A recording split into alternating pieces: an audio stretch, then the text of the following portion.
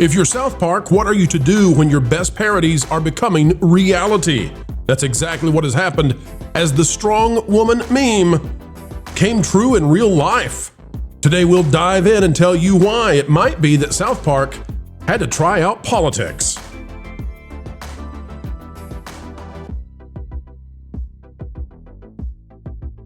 Hello folks, welcome back. What a happy day it is today. We're so happy that you've come our way. Click that like button, and if we've not yet earned your subscription, just know we're working hard to earn it.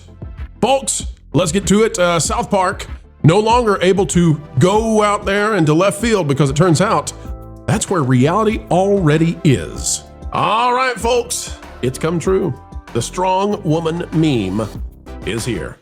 Out of the New York Post. Oh boy, we're gonna have to play carefully with this one. Caitlin McCormick have this, and Emily Crane. World's Strongest Woman organizers discovered that the winner was born a dude. And how did they discover that he was born a dude? Because graphic videos of definitely being a dude emerged. Now this is said, let's just say it happened, okay? We're there. We'll read the story, but they called it. They predicted it. All right, here's the story. The World's Strongest Woman competition only realized the initial winner was not as presented. More than meets the eye. More than meets the eye. I think that's the appropriate phrase here. When video evidence of a novel variety started swirling online, according to the runner-up, who's now been crowned champion. Jamie Booker, 28, was sensationally disqualified on Tuesday after organizers announced the individual had violated the official Strongman Games World Championship for the women class.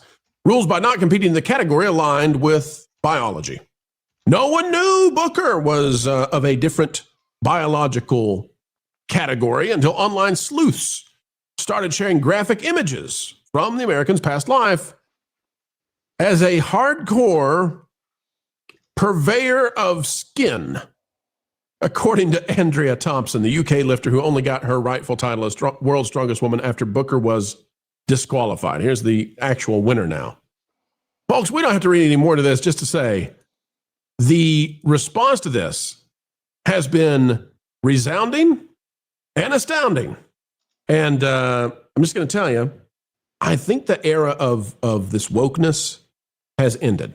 Like, I think we finally reached the point where the South Park parody is reality. And I think, guys, and you correct me if we're wrong about this, but I think that the What is a Woman documentary had an impact.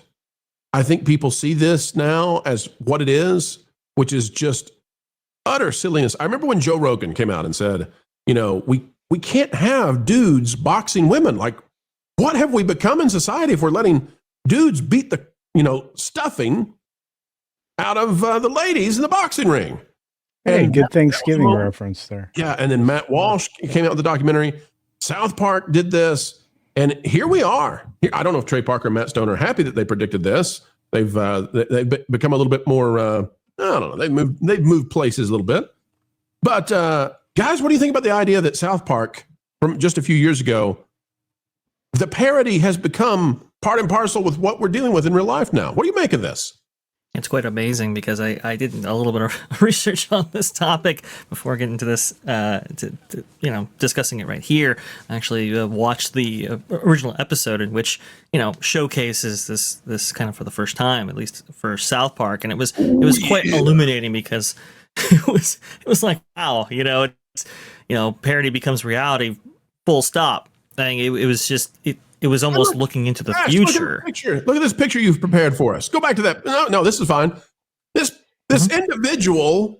Nobody had any clue. They were completely unaware. They were stunned. It literally is like the Macho Man Randy Savage showed up to a women's competition. Right. Is where you're getting screenshots of that now. But it was quite Very, very interesting. And I remember seeing the initial posts online about this particular story right here, and I guess the second place or third place finalist very, very upset about what had happened. And honestly, this has been going on for some time.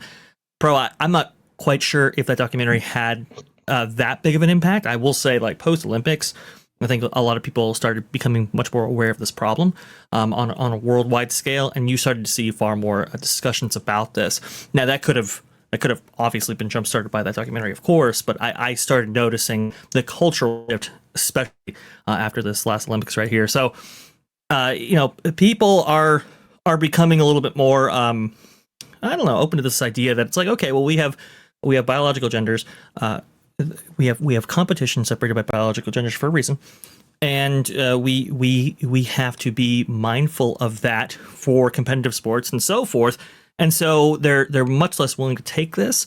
I will say, I don't mean to blame the women at all, but women, you have got to stand up for yourself. You have got to take charge in this, because this only happens if you allow it to happen. Those other athletes, those other competitors, you got to speak up, because this will keep happening. And unfortunately, that the sport affected will become diminished because of it. Yeah, when I was in college, I had a buddy of mine who was a decent basketball player, pretty good, right? But nowhere near that he could be a college player. Well, he and some other guys got called in to be the practice team against a very highly ranked, they might have been number one at the time, girls college basketball team. And I was asking about this, and I said, these are the top women in the world.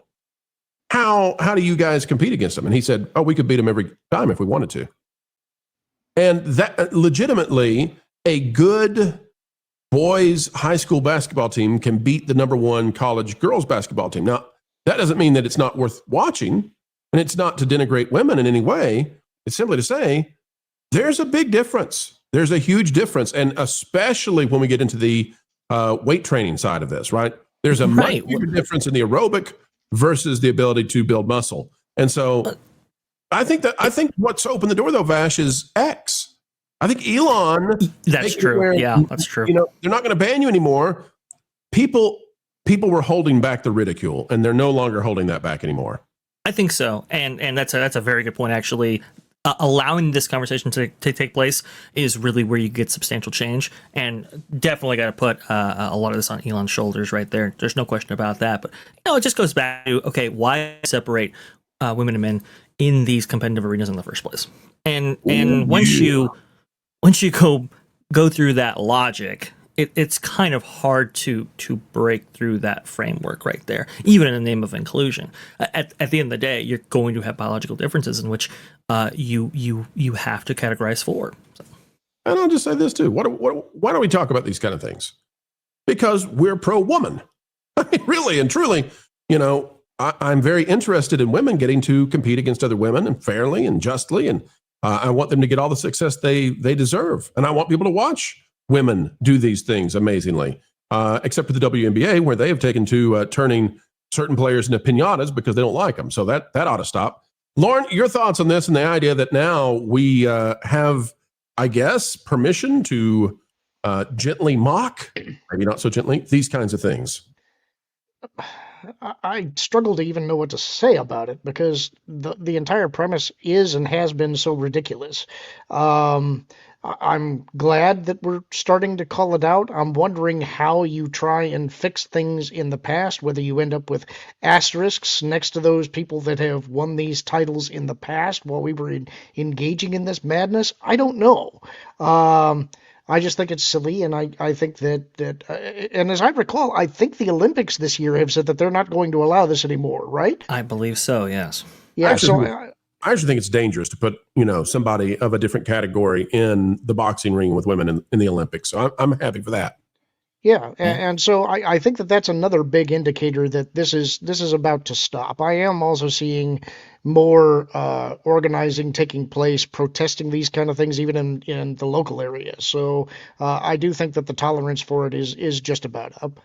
Yep, it was. It's been a fad, and not one that I think many people enjoy. But it was enforced in social media and other places.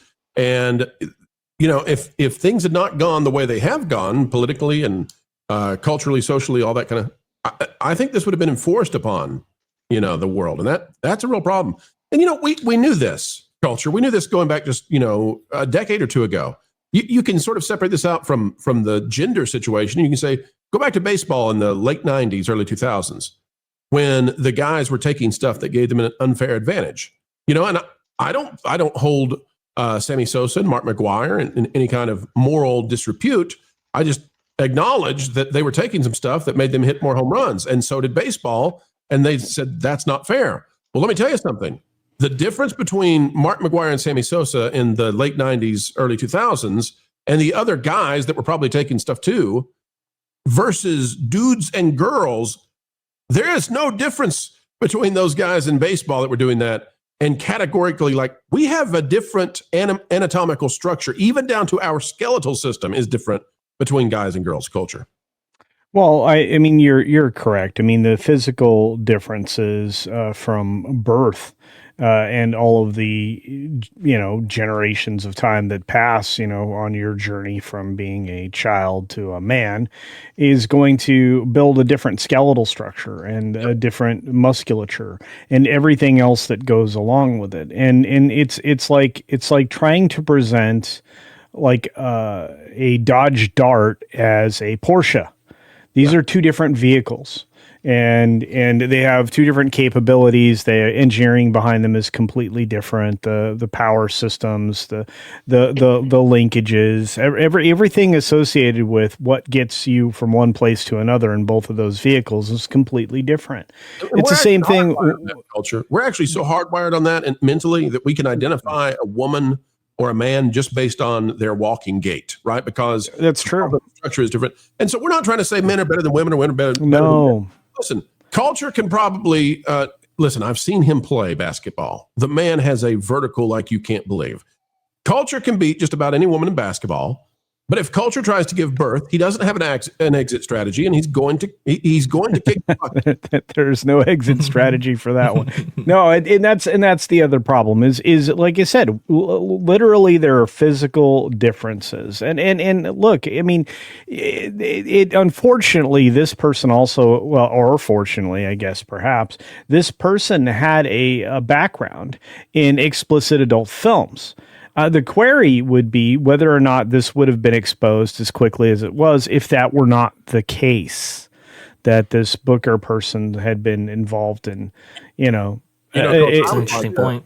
I would like to thank those who went and looked for that kind of stuff, because having just seen the picture prior, and we want to make no negative judgments or, mock anybody for their body shapes or types. But I'm just going to tell you, Pro is not going to investigate this one. No. So to those who managed it, kudos to you. I don't know that it was a good decision or a wise decision, but good came out of it. So there you go. And I think largely these competitions need to have a remedy in place before they even begin. Go ahead. I think culture. I mean, if you are a biological female competing in this, you got to band together with the other competitors and just say, hey, look, listen, we're just going to compete. This is allowed to stand. And at that point, what do? You either cancel the entire competition outright, or there is some remedy. I think, yes, on an officiating level or on a official level, there should be a policy in place in order to deal with something like this. But at this juncture, I think in the short term, I think the competitors have to take it up themselves. Or do you disagree, culture? Yeah, I'm in full agreement with you. I think that the competition should at the beginning establish these are all women, and these women are all competing under the same terms and requirements. And I think that would solve a lot of these situations, but they keep it ambiguous for a reason. And that's what should draw scrutiny. I think we should poke more scrutiny at the competition itself than even at the competitors, because the competitors would never try if they were required to, produce evidence that, they weren't structured differently than other women. Guys, I think we've learned something today. Me too. We've discovered, I believe, that when it comes to determining who's going to be at the top of the women's strong competition, I think we figured out exactly how it is the sausage gets made. Often as we get ready to wrap these up, folks, you'll hear us say, keep learning, keep growing, keep having fun. And the reason we do it is because we appreciate you. It's true, we do. And we want you to have a good time. Thank you for giving us the great time of spending time with you. Folks, on the way out the door, consider clicking that like button, share, subscribe, click it and stick it to the algorithms. It's the notification bell, and drop a comment down below because you matter. Your thoughts matter. Who cares what the legacy corporate deadbeat media tells you? You really are important. And we're a testament to that. We wouldn't be here without folks just like you. And since we've said it, we'll say it once more. Folks, wherever you are and whatever you're doing, keep learning, keep growing, and as always, keep having fun.